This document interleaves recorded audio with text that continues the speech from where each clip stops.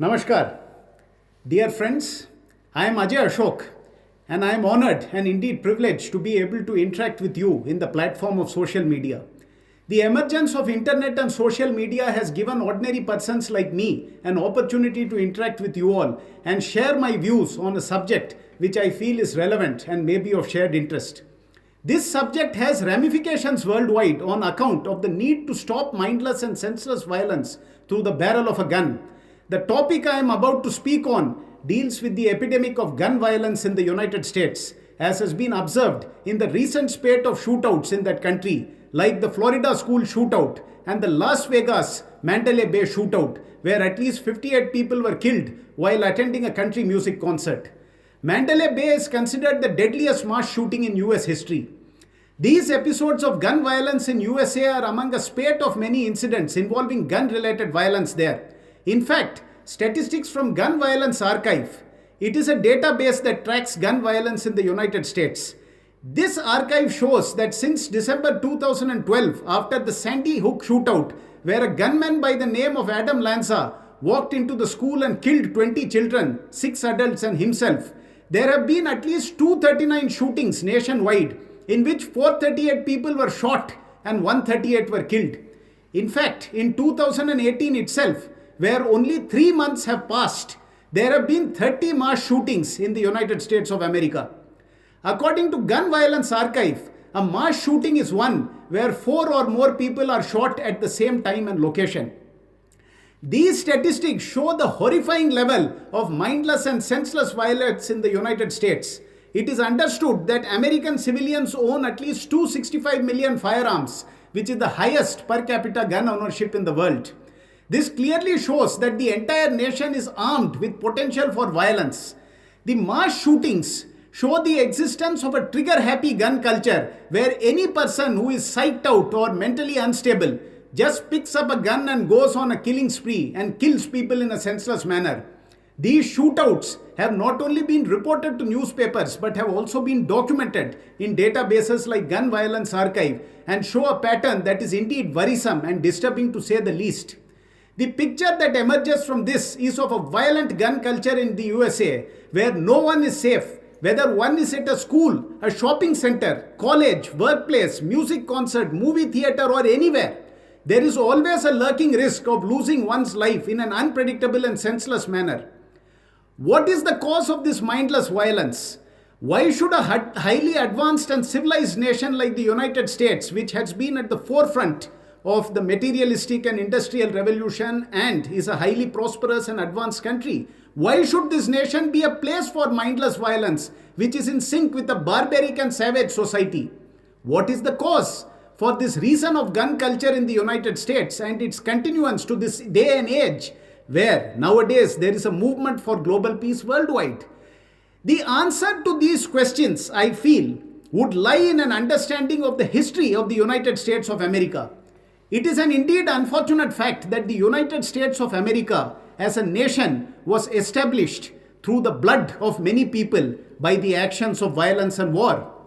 Frontier America, I feel, could be the origin of this gun culture. The pioneers who came in the United States from Europe, that is the old world, they had gone to the United States, which they called as a new world, looking for new opportunities. However, the settlement of these pioneers was not a very smooth one. It was a violent one and involved ruthless and cold-blooded violence and murder. And this violence led to the extermination of the Native American or the Red Indian population there. The white man prevailed over the Native Americans by the use of a gun, which was a much superior weapon compared to the bows and arrows, tomahawks, and various other indigenous weapons used by the Native Americans. Gun violence was also used in the United States to defend private property, whereby you find the famous sign in many American homes and establishments that trespassers will be prosecuted or even persecuted. Also, in the United States of America, during the 19th century, there was a lot of lawlessness with bandits like Billy the Kid who operated there in a criminal manner. And there were many other such characters which are prominently featured in the Western movies of the United States. That is one of the famous genres of Hollywood cinema. The civil war between the southern Confederate states and the northern Yankee states naturally involved violence by the gun and cannon.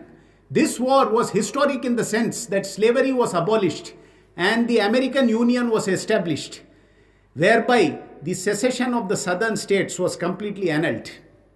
The southern Confederate states lost the war and joined the Union as they could not establish their claim for secession anymore. Also, gun violence took an ugly turn in the form of racial violence by the Ku Klux Klan. Many murders like that of Vialo Luso, the Mississippi civil rights workers' murders, and many sorts of murders involved racial intimidation and terror that was enforced by the KKK through a barrel of gun. In the 1920s, gangsterism and lawlessness came up in the United States on account of the prohibition and the depression or the economic downturn in that country. Gang violence involved many gangsters and involved the use of a Tommy gun, that is the Thompson submachine gun. Gangsters like John Dillinger, Babyface Nelson, Al Capone, Machine Gun Kelly, they had engaged in fierce gun battles with the police and the FBI. Also, gun violence has existed in the form of serial killers who have murdered a number of people by using guns. And modern age gangsters even today exist in the United States, like the Bloods and Crips, which are black gangs, Mexican mafia, and a number of motorcycle gangs like the Hells Angels.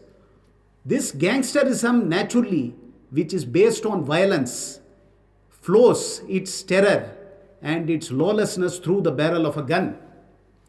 Therefore, from these historical facts and situations, it is seen that gun culture and gun violence have been an integral part of American life, unfortunately.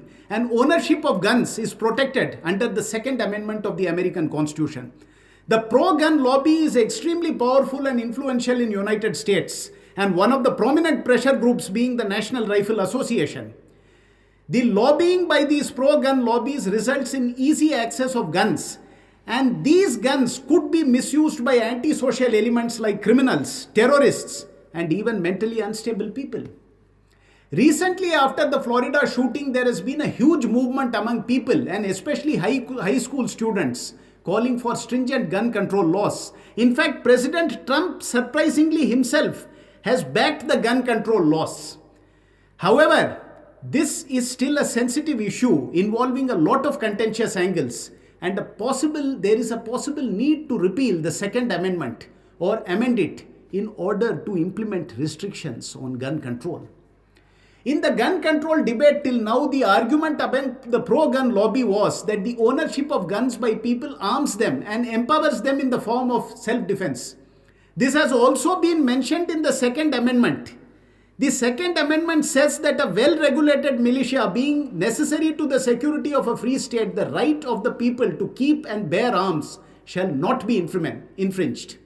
If this argument and view of the Second Amendment is correct, then actually the fact of liberal gun ownership laws should result in decreased or low incidents of gun-related violence, since people owning guns will be a deterrent to those attempting to attack them by the use of guns. However, the statistics related to gun violence in USA shows the opposite. Therefore, I say that the argument that gun ownership results in a deterrent effect on gun violence fails to hold any weight in the face of evidence which is to the contrary, as many of these shootouts and murders have proved. From what I have read and heard of the USA, I have a feeling that rather than gun control, the major reason for gun violence in the United States stems from the alienation in that country on account of hyper-materialism and consumerism coupled with individualism. This particular fact is not being acknowledged or spoken of at present. In a materialistic world, material success is everything and failure is often not tolerated. Take the example of schools, where a number of school shootouts happen. It is believed and also known that many of these shootouts happen as a revenge by the victim who has been bullied by other children. And many of these people cannot withstand these pressures in the school, whether it is peer pressure or the pressure of the establishment. This pressure definitely has an impact on their mental health. And if these people have a gun, then this becomes a fatal game. Failures or frustrations in other arenas also result in violence. This has an adverse effect on social harmony and cohesion. Hence, the cure for this disease cannot be solely blamed on the individual who commits the gun violence, but the society also has to take the blame for the same, since the society also in some way is responsible for this type of a reaction by the individual. It is observed that many of the perpetrators of violence, especially in school, are said to be mentally ill. If this is the case, then why haven't the psychiatrists and psychologists been able to cure these people? On the contrary, there is a report that one military psychiatrist went on a rampage of killing and murder. He killed 12 people. And this is ironical indeed, that the people who are supposed to cure such tendencies in people themselves are behaving in a crazy manner and engaging in violence. Anyway, this is besides the point. The point I am trying to emphasize is that if what the media and all these database archives which I have pointed to, if what they claim is correct, then the high spate of gun violence on account of mental illness shows that psychiatric counseling treatment has been ineffective in curing this malaise. The high frequency of gun violence in the United States shows that gun violence cannot be wished away as an individual or lone aberration and is instead a social problem. It is not enough just to stop the sale of firearms and guns. Because even if you stop the sale of firearms and guns, the people who are violent perpetrators or those who want to engage in violence will use other methods. They may use knives, they may use bombs, they may poison the water supply of the entire city. They can use chemical agents like nerve gas and other things.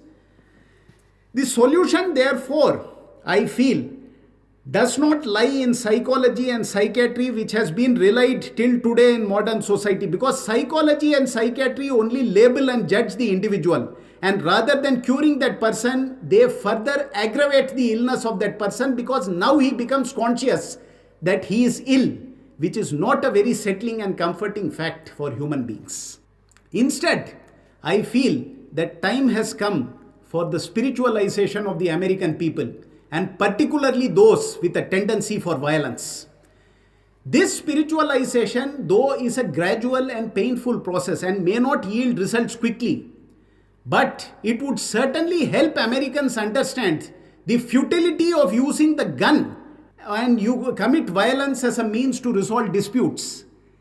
Rather, now people should understand that dialogue, sensible talk and mediation are better methods, and non-violent methods, though difficult to follow and implement, they have better results. Spiritualization by meditation would also help bring about a sense of calmness and detachment in people, and this would definitely help in reducing the inclination or propensity for violent behavior. Also, spiritualization would reorient American people away from materialism and consumerism and also individualism, which would in turn help them to become more community oriented and sensitive towards the feelings of other human beings. The solution to gun violence, therefore, I feel lies in propelling or shooting a gun with flowers and not bullets. The mental trigger for violence on account of an infected and diseased mind must be cured and stopped through spirituality. This need is indeed urgent for America. I would like to end this talk by quoting a very famous statement of Barack Obama, the former president of the United States. He says, "We know we can't stop every act of violence, every act of evil in the world, but maybe we could try to stop one act of evil, one act of violence." And that, my friends, and especially my American friends, spirituality has a permanent solution to this problem. Please take my word on that. Thank you.